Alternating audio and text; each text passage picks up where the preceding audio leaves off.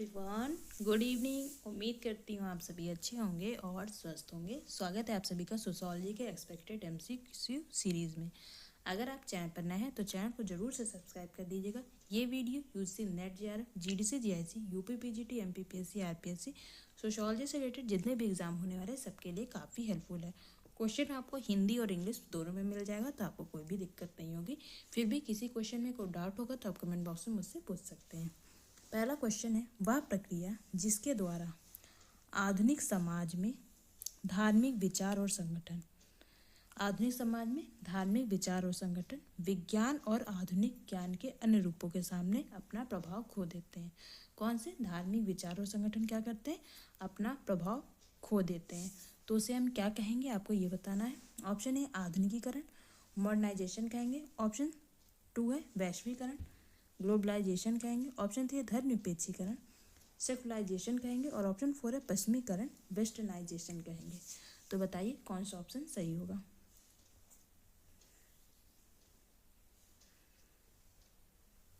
तो इसका जो सही आंसर वो है ऑप्शन 3 सेकुलराइजेशन, धर्मनिरपेक्षीकरण। ऑप्शन 3 इसका राइट आंसर है।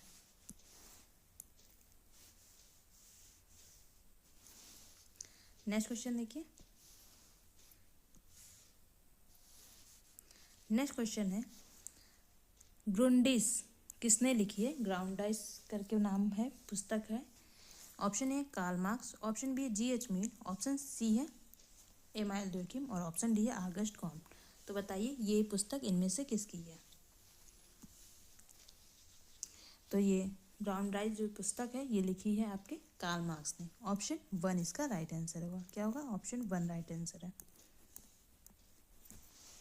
नेक्स्ट क्वेश्चन देखिए। चीजों का वह दृष्टिकोण जिसमें अपना समूह ही सब कुछ का केंद्र होता है और अन्य सभी को उसके संदर्भ में मापा और मूल्यांकित किया जाता है, तो उसे हम क्या कहेंगे? ऑप्शन ए सांस्कृतिक सापेक्षवाद कहेंगे, कल्चरल रिलेटिविज्म कहेंगे। ऑप्शन 2 है जातीय केंद्रवाद कहेंगे, एथनोसेंट्रिज्म कहेंगे।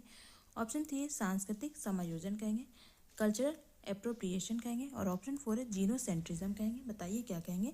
जब हम क्या कहते हैं, अपने ओन जो कल्चर होता है उसके अकॉर्डिंग हम सारे कल्चर्स को देखते हैं, तो ये क्या कहलाएगा? तो ये कहलाएगा निर्जाति केंद्रवाद, जातीय केंद्रवाद या निर्जाति केंद्रवाद, एथनोसेंट्रिज्म कहलाएगा। ऑप्शन 2 इसका राइट आंसर होगा। एथनोसेंट्रिज्म में क्या होता है? व्यक्ति क्या करता है? व्यक्ति अपनी संस्कृति को ज़्यादा महत्व देता है दूसरे की अपेक्षा, दूसरों को कम समझता है और अपनी संस्कृति को ज़्यादा अच्छा समझता है। ठीक है, कि वही है, उसी की संस्कृति सब कुछ है, दूसरी संस्कृति में तो सारी कमियां ही हैं। तो ऑप्शन 2 इसका राइट आंसर होगा। नेक्स्ट क्वेश्चन देखिए। दुर्कीम के अनुसार प्रयोगात्मक विधि का निकटतम विकल्प कौन सा है?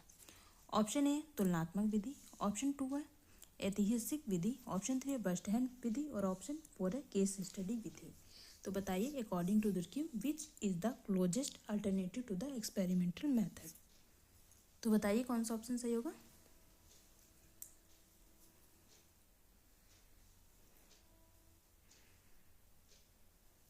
तो इसका जो सही आंसर है वो है ऑप्शन 1 तुलनात्मक विधि, कंपैरेटिव मेथड।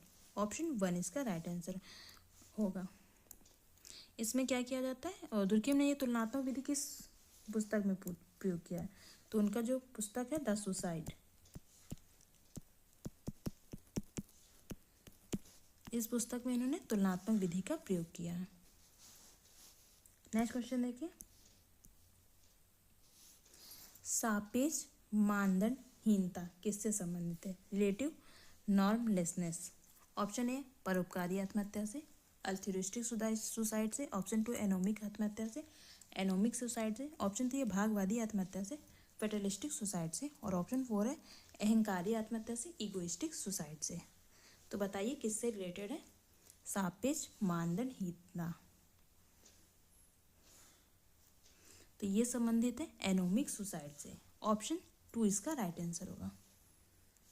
एनोमिक आत्महत्या, इसका प्रयोग किसने किया था? ये 4 प्रकार की आत्महत्या किसके द्वारा बताई गई है? ये बताई गई है इमानुएल दुर्कीम के द्वारा। इन्होंने बताया था कि जो आत्महत्या का कारण होता है वो कभी व्यक्तिगत नहीं होता, वो क्या होता है, हमेशा जो आत्महत्या के कारण होते हैं वो सामाजिक होती है। नेक्स्ट क्वेश्चन है, सांस्कृतिक पैटर्न जो समाज की आबादी के बीच व्यापक हैं उसे क्या कहते हैं? ऑप्शन ए उच्च संस्कृति कहेंगे, हाई कल्चर कहेंगे। ऑप्शन 2 है लोकप्रिय संस्कृति कहेंगे, पॉपुलर कल्चर कहेंगे। ऑप्शन 3 है उप संस्कृति कहेंगे, सब कल्चर कहेंगे। और ऑप्शन 4 है लोक संस्कृति, फोक कल्चर कहेंगे। तो जो आबादी के बीच में व्यापक रूप से फैली हुई संस्कृति होती है उसे हम क्या कहते हैं, बताइए।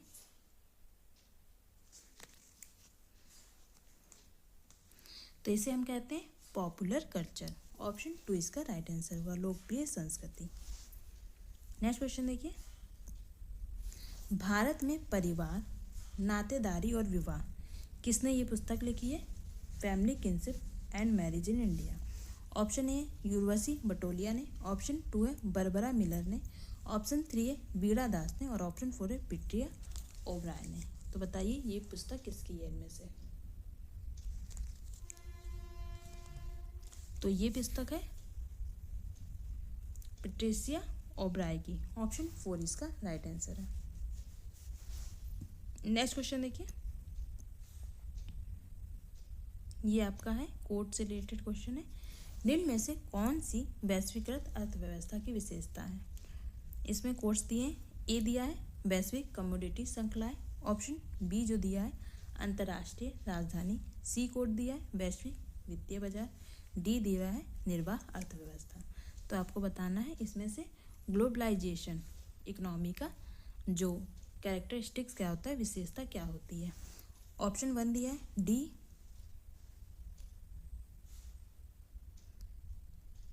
केवल डी, बी और सी। और ऑप्शन 2 दिया है ए बी सी। ऑप्शन 3 दिया है ए डी सी। और ऑप्शन 4 दिया है ए बी डी। तो बताइए कौन सा ऑप्शन सही होगा।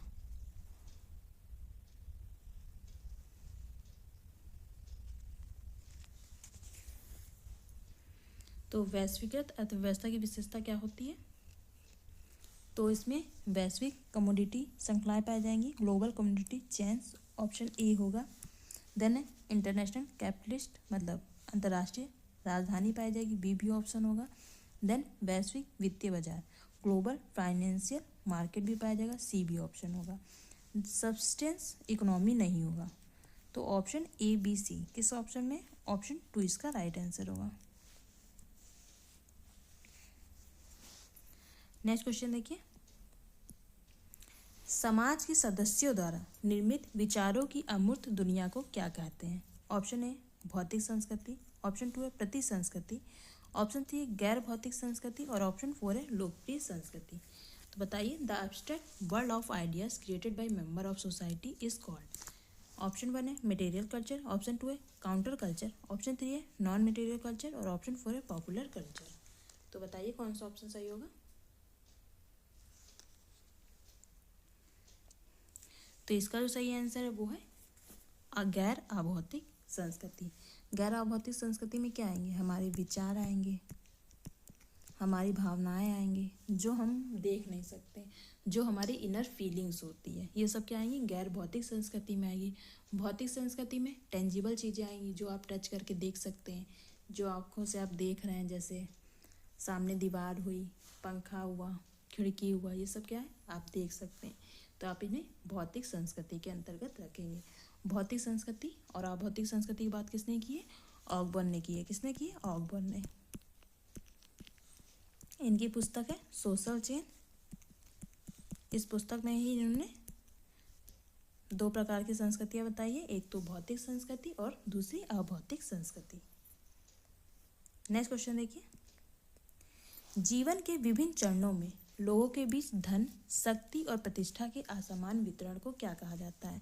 ऑप्शन ए लिंग स्त्रीकरण, जेंडर स्ट्रेटिफिकेशन। ऑप्शन 2 है सामाजिक स्त्रीकरण, सोशल स्ट्रेटिफिकेशन। ऑप्शन 3 है आर्थिक स्त्रीकरण, इकोनॉमिक स्ट्रेटिफिकेशन। और ऑप्शन 4 है आयु स्त्रीकरण मतलब एज स्ट्रेटिफिकेशन। तो बताइए क्या कहेंगे? जीवन के विभिन्न चरणों में जब लोगों के पास धन, शक्ति और प्रतिष्ठा में असमान वितरण होता है तो हम इसे कहेंगे सामाजिक स्त्रीकरण, सोशल स्ट्रेटिफिकेशन। ऑप्शन 2 इसका राइट आंसर है। सामाजिक संस्थाओं सोशल इंस्टीट्यूशन के संबंध में निम्न में से कौन सा कथन अधिक उपयुक्त है? ऑप्शन ए, वे केवल औपचारिक संगठनों का समूह होता है, ये सिर्फ फॉर्मल ऑर्गेनाइजेशन होता है। ऑप्शन बी है, वे सामाजिक आवश्यकताओं की पूर्ति हेतु विकसित मानकीकृत सामाजिक व्यवहार प्रतिमान है। ऑप्शन सी है, वे केवल कानूनी संरचनाएं होती हैं। और ऑप्शन डी है, वे अस्थायी सामाजिक व्यवस्थाएं होती हैं।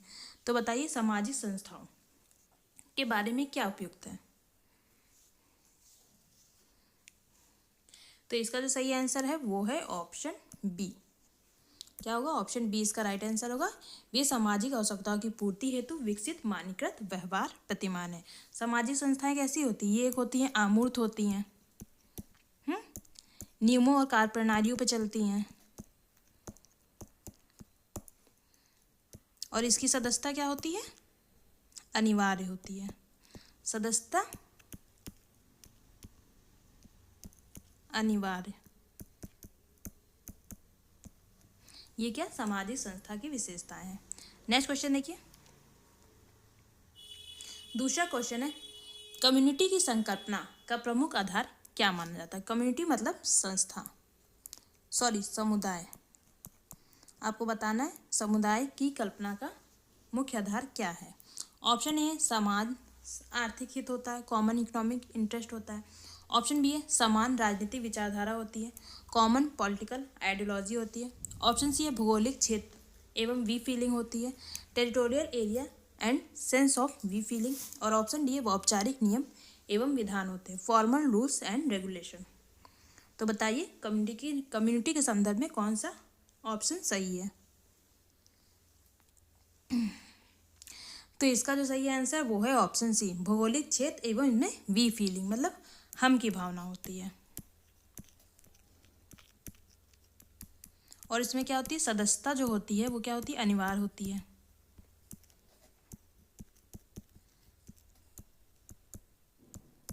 और इसमें स्थायीपन पाया जाता है। क्या होता है? स्थायी होती है। समुदाय प्रायः स्थायी होता है। नेक्स्ट क्वेश्चन देखिए, पर्यावरण समाजशास्त्र इन्वायरमेंटल सोशियोलॉजी का प्रमुख सरोकार किससे है? ऑप्शन ए, प्राकृतिक संसाधनों का केवल आर्थिक उपयोग। ऑप्शन बी है, मानव पर्यावरण अंतःक्रिया। ऑप्शन सी है, पर्यावरणीय नियतवाद। और ऑप्शन डी है, केवल जैविक संतुलन। तो बताइए कौन सा ऑप्शन सही होगा?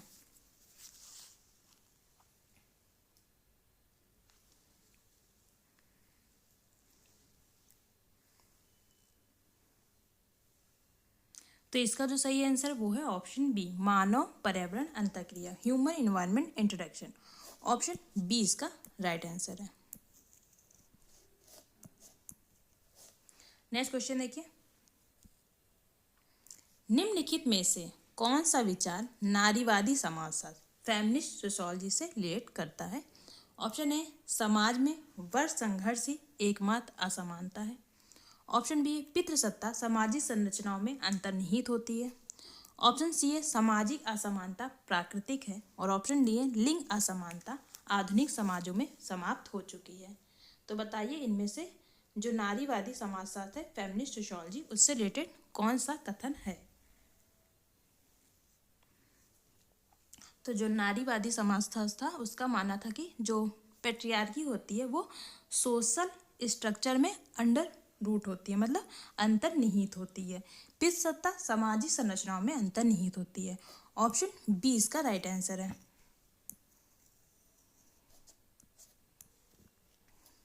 नेक्स्ट क्वेश्चन देखिए, सिमोन दी बुआर का प्रमुख कथन इनमें से कौन सा है? ऑप्शन ए है, जैविक नियतवाद। ऑप्शन बी है, स्त्री को सामाजिक निर्माण के रूप में देखना। ऑप्शन सी है, मातृ सत्ता का समर्थन। और ऑप्शन डी है, नारीवाद और पूंजीवाद का पूर्ण विरोध। तो बताइए कौन सा ऑप्शन सिमोन दी बुआ के लिए सही है?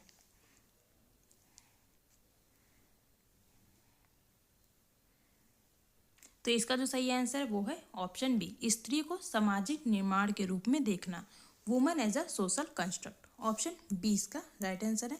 क्या आप लोग को पता है कि सिमोन दी बुआर की मोस्ट फेमस बुक इनमें से कौन सी है? कोई नाम बताइए, कोई एक बुक का। तो इनकी जो बुक है वो है द सेकेंड सेक्स। ये कब आई थी बुक? 1949 में आई थी। ये बुक 1949 में आई थी। नेक्स्ट क्वेश्चन देखिए, सामाजिक आंदोलनों सोशल मूवमेंट के संदर्भ में निम्न में से कौन सा कथन सही है? ऑप्शन ए है ये केवल हिंसक होते हैं। ये मतलब सामाजिक आंदोलन, सामाजिक आंदोलन केवल राजनीतिक सत्ता परिवर्तन तक सीमित होते हैं। ऑप्शन सी है ये जो सामाजिक आंदोलन है सामाजिक परिवर्तन की सामूहिक प्रयासात्मक अभिव्यक्ति है। और ऑप्शन डी है ये केवल पारंपरिक समाजों में पाए जाते हैं, मतलब सामाजिक आंदोलन केवल पारंपरिक समाजों में पाए जाते हैं। तो बताइए सोशल मूवमेंट के बारे में इनमें से कौन सा कथन सही है?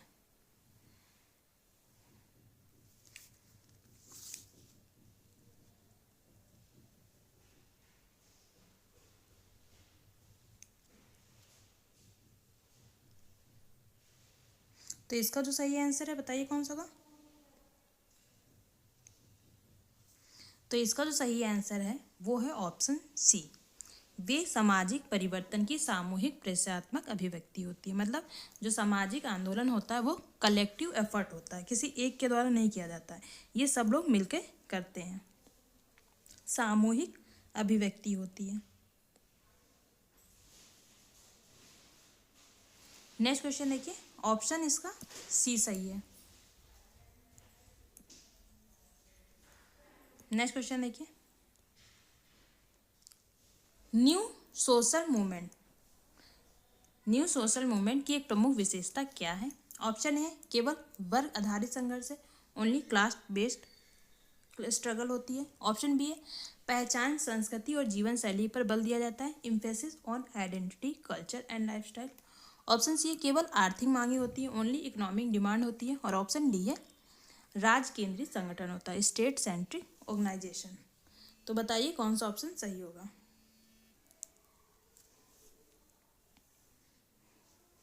तो इसका जो सही आंसर वो है ऑप्शन बी, पहचान संस्कृति और जीवन शैली पर बल देती है, emphasis on identity culture and lifestyle.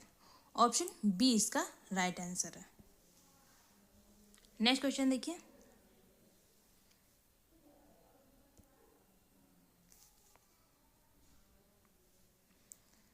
निम्न में से कौन सा सामाजिक मुद्दा वैश्वीकरण से प्रत्यक्ष रूप से जुड़ा हुआ है? ऑप्शन ए है जाति व्यवस्था, कास्ट सिस्टम। ऑप्शन बी है डिजिटल असमानता, डिजिटल डिवाइड। ऑप्शन सी है जनजातीय पृथक्करण, ट्राइबल आइसोलेशन। और ऑप्शन डी है पारंपरिक पंचायत व्यवस्था, ट्रेडिशनल पंचायत सिस्टम। तो बताइए कौन सा ऑप्शन सही होगा? इनमें से सामाजिक मुद्दा जो वैश्वीकरण के रूप में प्रत्यक्ष रूप से जुड़ा है वो कौन सा है? तो ये है डिजिटल डिवाइड। ऑप्शन बी इसका राइट आंसर है। नेक्स्ट क्वेश्चन देखिए, नए धार्मिक आंदोलनों न्यू रिलीजियस मूवमेंट के संदर्भ में कौन सा कथन उपयुक्त है? ऑप्शन ए है ये केवल प्राचीन धर्मों के विरोध में उत्पन्न हुए हैं। ऑप्शन बी है ये आधुनिकता और आधुनिकता की ओर प्रतिक्रिया के रूप में उभरे हैं। ऑप्शन सी है ये केवल ग्रामीण समाज तक सीमित है। और ऑप्शन डी है ये वैज्ञानिक चिंतन को पूर्णतः अस्वीकार करते हैं। तो बताइए नए धार्मिक आंदोलन का कौन सा कोटेशन जो दिया है सही है?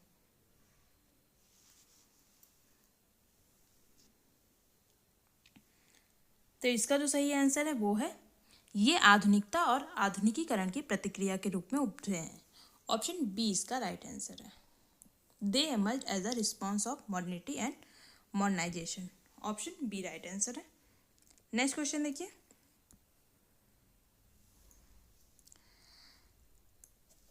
पर्यावरणीय आंदोलन को सामाजिक आंदोलन की श्रेणी में रखा जाता है।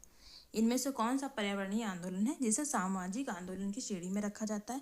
ऑप्शन ए क्रांतिकारी आंदोलन, रेवोल्यूशनरी मूवमेंट। ऑप्शन बी है प्रतिगामी आंदोलन, रिएक्शनरी मूवमेंट। ऑप्शन सी है नए सामाजिक आंदोलन, न्यू सोशल मूवमेंट। और ऑप्शन डी है धार्मिक आंदोलन, रिलीजियस मूवमेंट।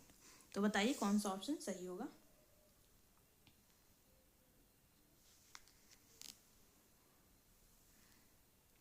तो इसका जो सही आंसर वो है option C, new social movement.